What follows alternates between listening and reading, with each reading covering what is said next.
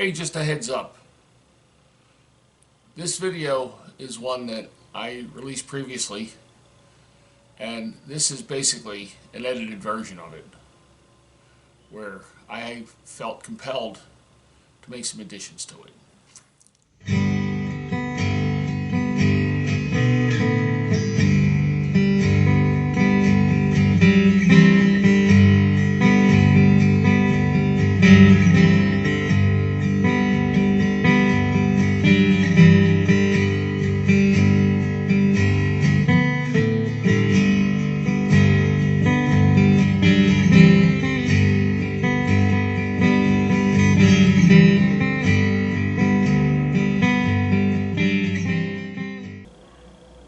Hello there, Sully here, the retired tanker yanker.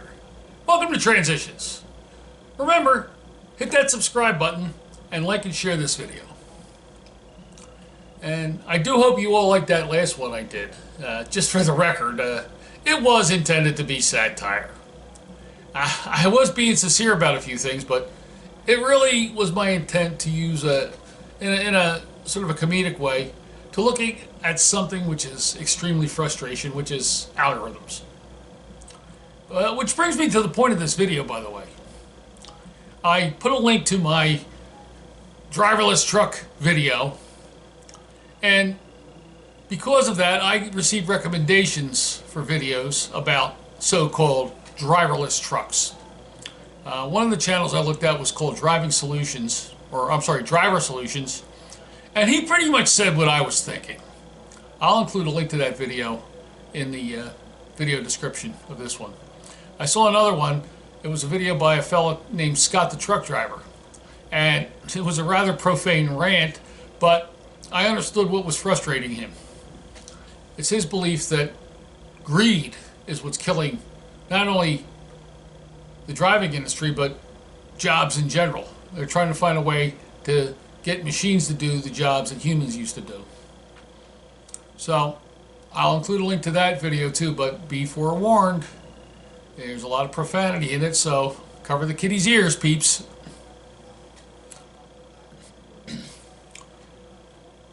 Rest assured that there is no way a totally driverless truck is even close to becoming a reality.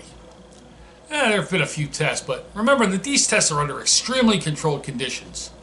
They're short distance tests, and despite the glowing reviews from persons involved in the testing, these people, and remember that they are not professional drivers, these people come away impressed by the technology.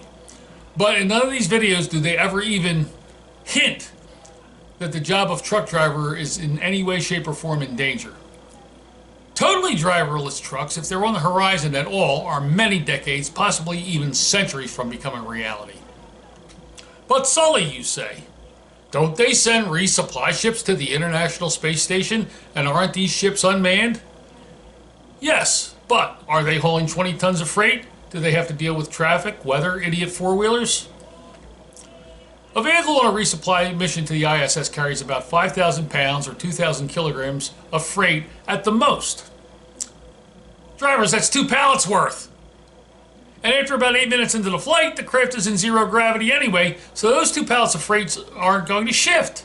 They're operating in open space, don't have to worry about gravity, aren't operating in adverse weather, they're not dealing with the idiot four-wheelers, they're not dealing with traffic. And even on these missions, these resupplied craft sometimes crash into the space station. And that's even if they get that far, because several resupply missions have failed because they blew up on the launch pad. I guess what I'm trying to say here is that autonomous trucks are not the same as, say, the autonomous forklifts you see at some places. And what you don't see in these warehouses are the humans which are required to operate these forklifts. All we see is a forklift with no operator, and right away jump to the conclusion that somebody has lost their job. When in fact, there is a human being somewhere, there is an actual Homo sapiens controlling this forklift. So the day when a driver loses his or her job because of driverless trucks is a long day away. It's certainly not going to happen in my lifetime, and possibly several lifetimes to come. And at least here in the US, if and when autonomous trucks start to appear, there will still be a need for a driver. That has already been decided by the DOT. There will be no driverless trucks. These experimental vehicles testing driverless technology do so on closed highways, with several support vehicles in the caravan and under extremely controlled conditions. Now, to be fair, most of the videos that I watched were a few years old, and they featured Otto, which was Uber's stab at autonomous truck test vehicles. They were conducted under totally controlled conditions, and the run that I saw was only about 100 miles. And not only was there an operator in the truck, there was also an engineer. Now, the driver engaged Otto's autonomous apparatus and actually got out of the seat. Okay, well, there's two things to consider. The DOT, again, has weighed in on autonomous trucks since Otto was tested and said that not only is an operator required, he or she is to be in the seat, awake, alert, and in compliance with HOS rules. Second, ever since their colossal failures of autonomous taxis in Pittsburgh, which included a fatality, by the way, Uber has given up on Otto. I mean, and that's just common sense, because if they can't even operate a taxi in a city the size of Pittsburgh, how are they going to operate an 80,000-pound truck going cross country? And also, I didn't notice in the video whether or not Otto backed into a dock by itself. Apparently the driver had to do that. So no autonomous truck has yet to figure out first mile and last mile logistics. Yes, autonomous trucks are coming, but they will not cost driving jobs. What they will do is make the job a bit easier, and if nothing else, if you're late for a load, you have a built-in excuse. Hey, blame the truck. It was doing the driving. Okay, these tests have made headlines, but of course remember that newspapers and TV engage in sensationalism. They don't report on airplanes landing. They report on airplanes crashing. And I guarantee that the first time one of these driverless trucks is involved in a wreck, especially if that wreck involves a fatality, it will be headline news. So thanks for viewing, and be sure to like and share this video, and please subscribe to my channel if you haven't already. And if you are a subscriber, thanks for your support. Okay, since I first posted that video, I decided to check it a little more. I went on YouTube and I watched a couple videos about autonomous trucks.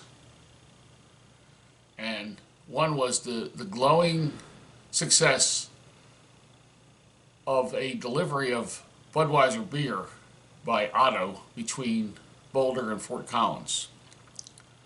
And when I was watching the video, a couple things struck me. Number one, the truck was moving at about 40 miles an hour. Number two, four-wheelers were backed up behind Otto and were riding alongside of Otto. Now, any of you who've been out there on the road know that four-wheelers seem to freak out when they have to pass a truck. They'll pull up in the left lane, and then they'll get right on the equal with the rear of the truck, and then we'll just creep and creep and creep past the truck. Now, these sometimes are trucks doing 65 miles an hour. Sometimes 70 miles an hour, sometimes 55 miles an hour. So here we're going to have 40 miles an hour. And a line of four-wheelers behind it on the interstate. A line of four-wheelers bunched up behind the person who's creeping by that autonomous truck. And another thing struck me. How much is this costing? How much will it cost to equip a truck with both the hardware and the software required to make it totally level 4 autonomous, which means not dependent on the driver? I've already spoke about first mile and last mile. But my question is, can the autonomous truck hook up to a trailer? Can the autonomous truck crank the landing gear? Can the autonomous truck do a pre-trip inspection? Pre-trip inspections need to be done every day. We all know that. We all do it. We have to check our fluids. We have to check our hoses. We have to make sure that every castle nut has a cotter pin. I think there's something like 105 things that you check in a pre-trip inspection. Now, they'll say, okay, well, we're going to put sensors in the truck. Again, we're talking about how much is this going to cost? I think a company that's considering an autonomous vehicle has to look at things like, how much is it going to cost us to buy an autonomous truck And how long is this truck going to be in service in our fleet? I think the average length is anywhere from 5 to 7 years. And then how much are we going to have to pay a driver to drive that truck compared to the cost of putting that in there?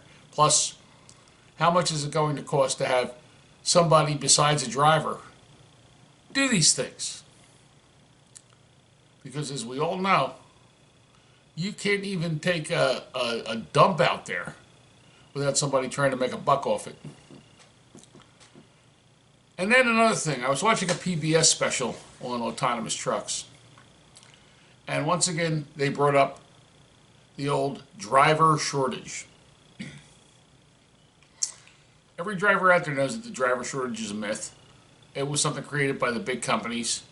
It was something created by the American Trucking Association. And the idea is to get people into this business, to get people interested in career driving. And they're saying, well, if you don't do it, we'll go overseas and hire people that will be willing to do it. These companies just want to make you feel good that you have a job, driver. And I've come to the conclusion that this whole thing about autonomous trucks, yes, they're coming. But even these autonomous ride-sharing services like Uber and Lyft that want to use autonomous ride-sharing cars, they still require what they call a backup driver. Well, your truck is going to have a backup driver, and chances are it's going to have to, if a truck is totally driverless, you might need 2 people in there. You might need a software engineer riding with you.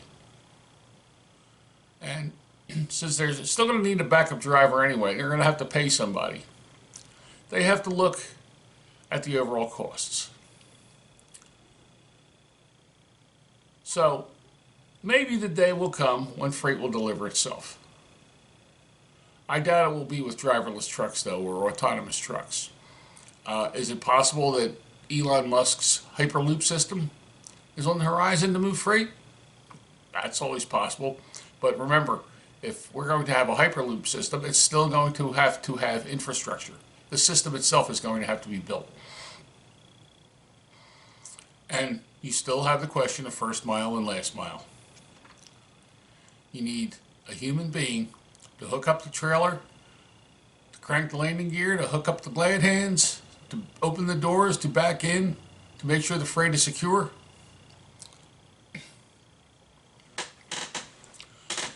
So, just remember, when you start to hear that you're going to be replaced by a machine, somebody's just trying to scare you.